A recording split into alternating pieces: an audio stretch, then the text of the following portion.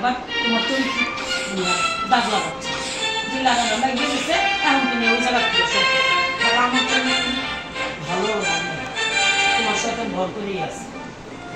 কালকে আমি অন্য কোনো প্রসঙ্গে কথা বলিনি, আমি ওই লোকটার বিষয় তোমার কাছে, তুমি কেন আমাকে এত হার্ড করে কথা বলো? ও করে বলছি দেখে আবার তুমি আমারই দোষারোপ করলা, ওই কোনো উত্তর দিলেই তখন আমার দোষারোপ করো। আর আমি উত্তরটা দিতে গেলে আমার গলা উঁচা হয়, এটা আমার নেচার খারাপ। তোমার নেচার যেমন বকাবাজি করা, যেমন খারাপ আচরণ করা, লাফালাফি করা, অভদ্র লোকেরা এরকম লাফালাফি করে, ঠিক আছে? একসময় আমিও তোমার সাথে অভদ্র হয়ে গেছিলাম, অস্বীকার করি না তো। ওই যে 6 নম্বরের বাসায়, ওই সাভারের বাসায় যখন তুমি আমার অমানসিক যন্ত্রণা দিছো, আমিও তোমার সাথে নোংরামি করছি, কিন্তু এখন তার করি না। হ্যাঁ, আমার গলা উঁচা হয়, আমি একবার এক জায়গায় বইয়েই গলা উঁচা করি তোমার সাথে। আমার এই নেচারটা আমি পাল্টাইতে পারি না, কিছু নেচার মানুষ পাল্টাইতে পারে না, যেমন তোমার পাল্টাও পারো। তুমি এমনিতেই নষ্ট আসছিলা, তারপরে এই আকাম কুকাম করে তো আরো নষ্ট। তোমার ভিতরে যাই নেই, ওটা শুধু ওই জায়গার থেকে